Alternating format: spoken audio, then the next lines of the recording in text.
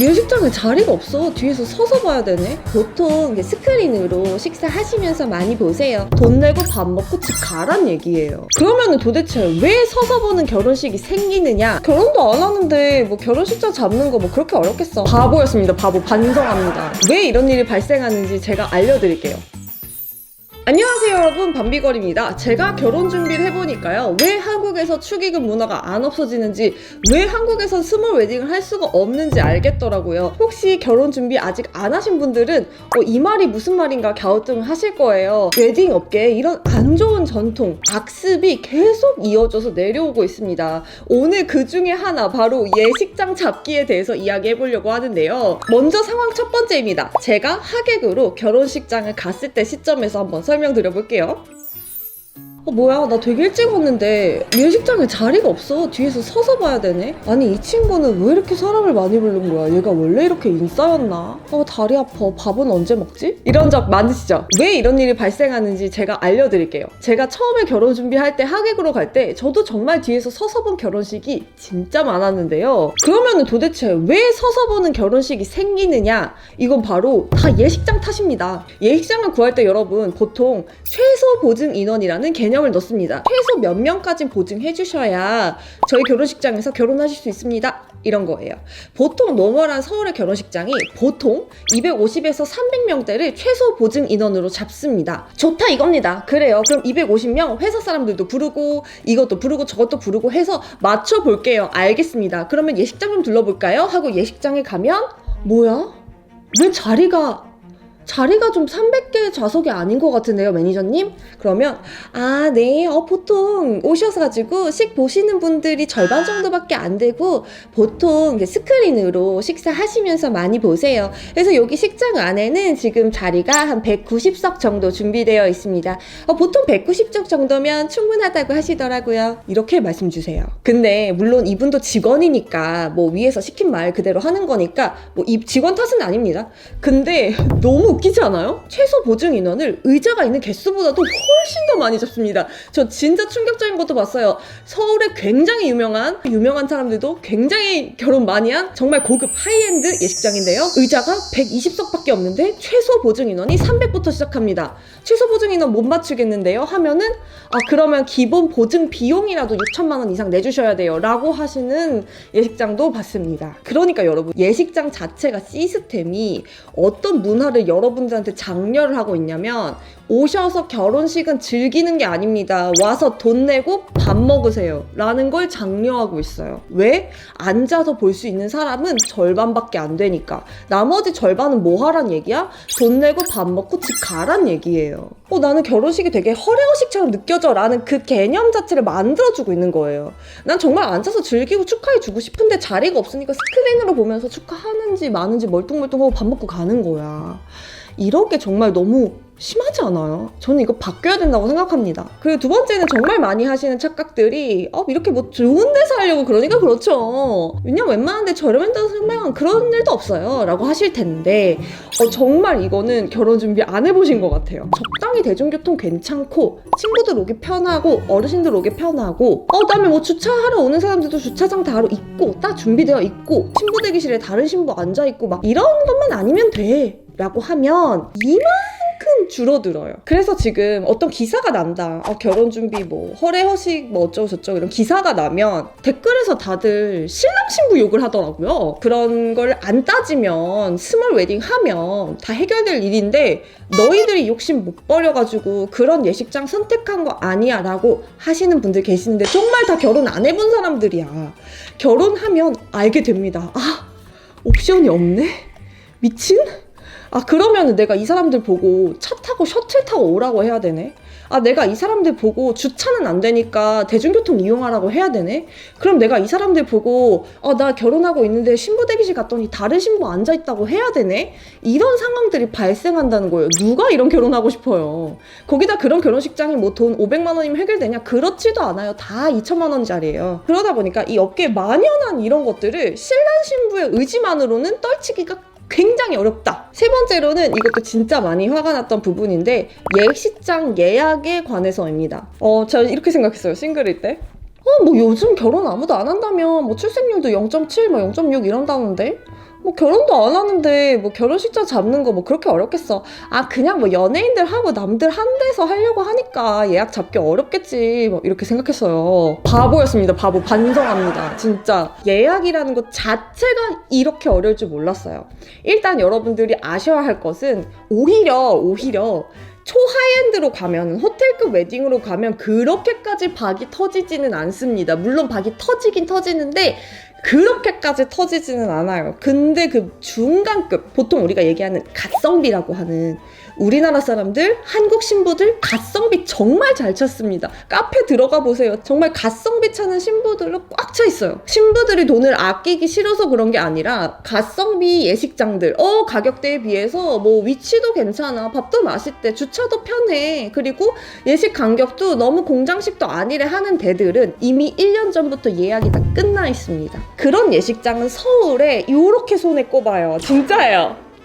거짓말 같죠?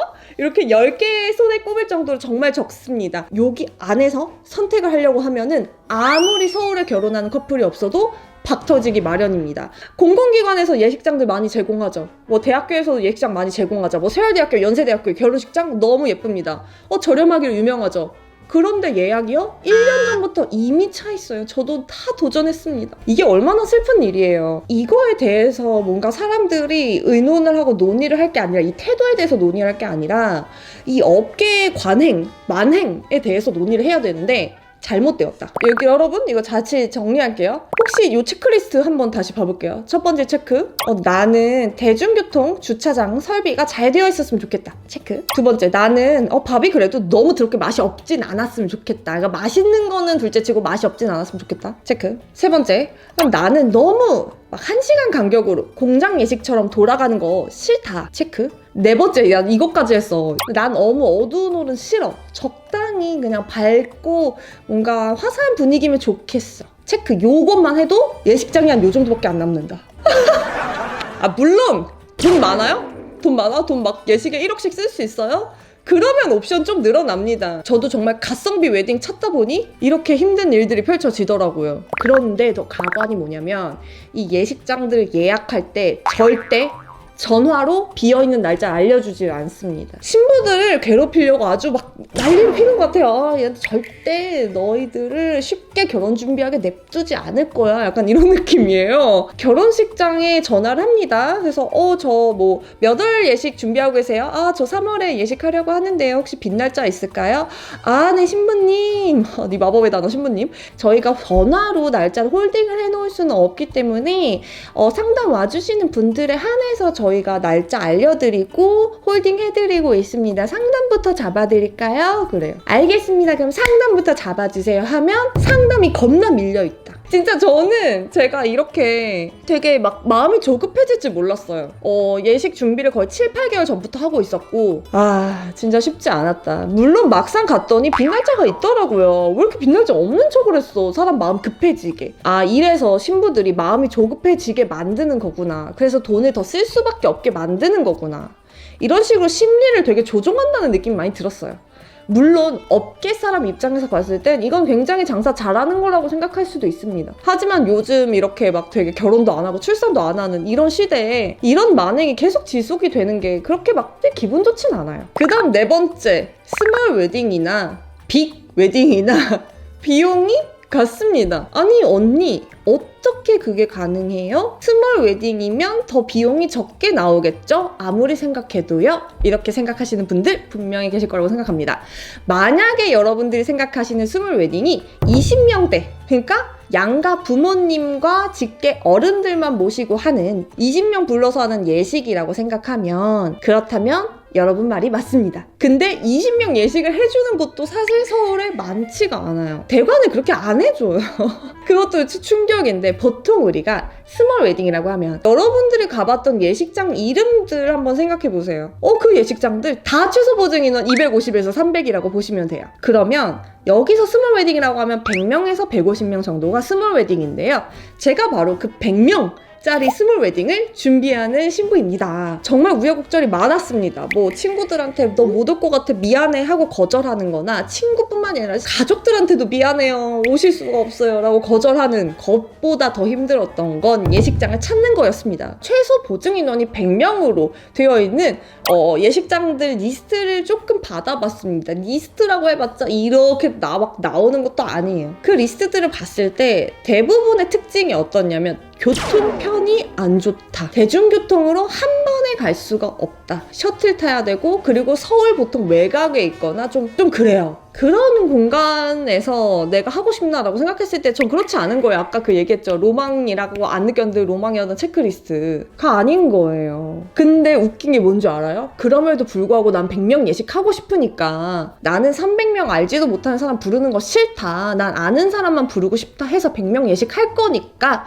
하고 상담을 받으러 갔는데 세상에 가격이 똑같아. 아니면 더 비싸요. 아까 뭐라 그랬어요? 그 300명짜리 부르는 예식장도 자리는 150개밖에 없다 그랬죠. 그러니까 나머지 150명은 나가서 밥 먹고 집에 가라는 거라 그랬죠. 그러니까 스몰 예식을 하는 사람들도 봐봐요. 의자는 100개밖에 없어. 스몰 웨딩이어가지고. 근데 어차피 얘를 300명 홀이에요 하고 300명 해도 돈은 똑같이 크게 벌 수 있단 말이에요. 근데 내가 사업가적인 측면으로서 내가 사업가라고 이제 스위치를 해보면 입장을 100명 예식을 하는 건 무조건 손해구나. 그냥 300명 최소 보증 200명이라고 거는 게 이득인 거예요.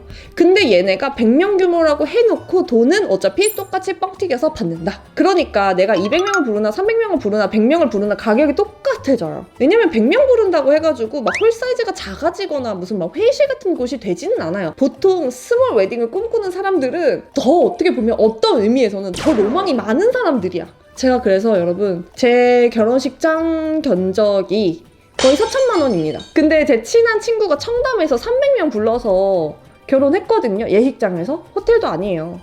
그게 4천만 원이에요, 여러분.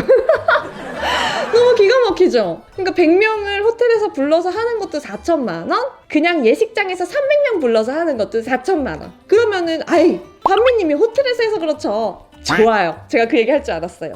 강남권에 있는 스몰 웨딩 하는데 견적 받으러 가봤더니 그런데 대중교통 없어요. 뭐 셔틀 타야 돼요. 주차장도 막 몇 번째 안 와요. 그런데 3천만 원 아니면 2천만 원 후반대 이렇게 견적 잡힙니다.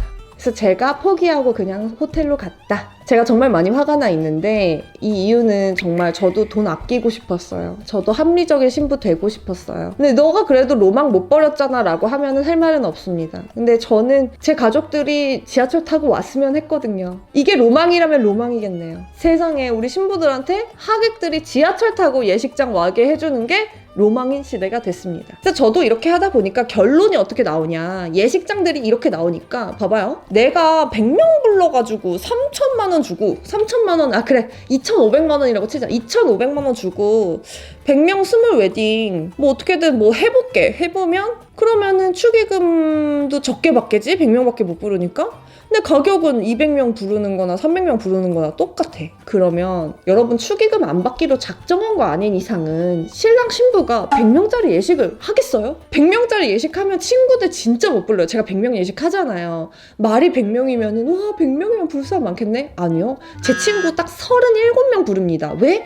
양가로 나눠지잖아요. 제 남편 50명, 저 50명 중에 가족들 뭐 15명에서 20명 빼고 나면 제 친구들 부를 수 있는 사람 30명밖에 안 돼요. 근데 그 30명 안에 내 초중고 대학교 그 다음에 그 외에 사회생활 2년들 다 넣는다? 되게 어려워요. 그러니까 예식 준비하면서 참 그랬어요.